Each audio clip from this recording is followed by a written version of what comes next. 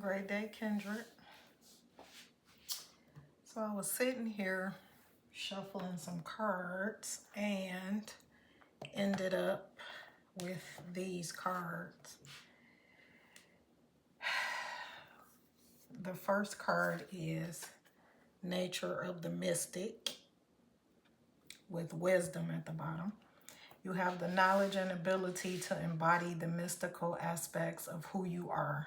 Take the enlightened path offered to instill leadership, teaching, and metaphysical qualities. The next card is the Observer, and it says discern.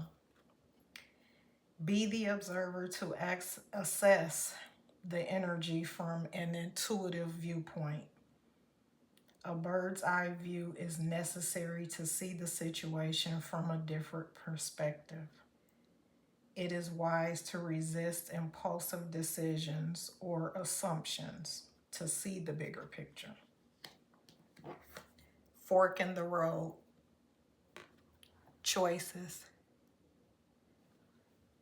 You are in a situation that requires you to make an important decision to either go back to what is comfortable or what is new and challenging. Both have pros and cons, so it's a matter of what will help you grow. And then at the bottom of the one deck, it says intertwined, lovers. This person feels like an extension of yourself, deeply rooted within your heart. You have had many past lives together and karmic lessons along the way. It is time to come together in a healthy way that brings joy and happiness. And then this last is yes, and it says allow. The answer is yes. Free will can influence outcomes. Use your intuition and discernment as there may be layers of information unfolding.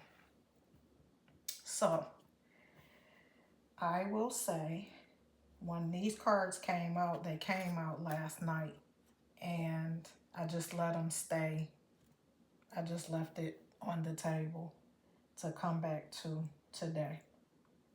So when the first three cards came out, which is wisdom, discern, and choices, I was thinking that it was, or feeling that it was in reference to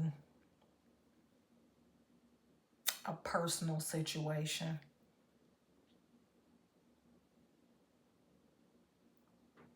Viewing it from a spiritual perspective as opposed to viewing it from the ego or the mind. But then when this intertwined card came out with lovers,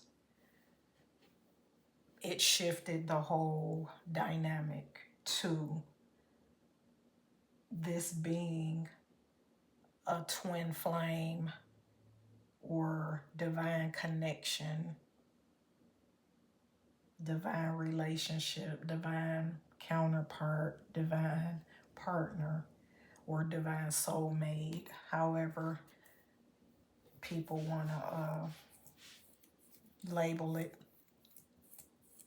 So this is actually in reference to that, a relationship that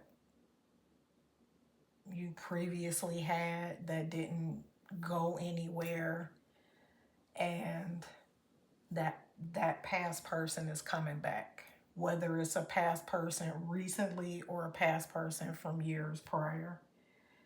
But in the situation, you have to use your discernment and your wisdom to help you make the choice on whether or not you're going to become involved with this person again, or if you're going to let them go on about their business.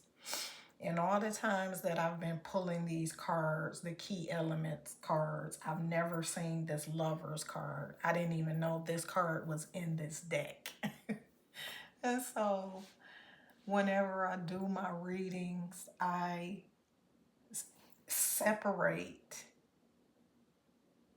specific decks for just oracle and positivity and spirituality.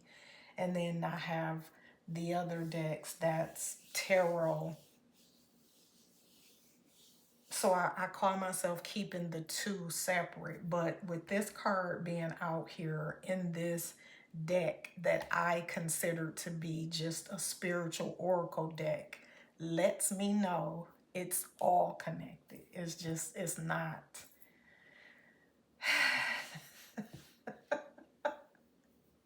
It's not to be separated with the way that I was trying to separate it. So, and on a personal note, like I said, the first three cards, when they came out, I felt like they were speaking to me, especially this nature of the mystic, because the oracle, the poetry, the tarot, I blended all together and create my videos and for the channel. I create my poems out of some of the readings that I get, but just for the most part, they just come to me. When I'm thinking of life, situations, involvements, relationships, and I get poems. So I just wanted to get on here and share this with you, how I'm amazed at how this Lovers card came out. And I've never seen it. I never even knew that this card existed in this intertwined. Like, I never even knew this card existed.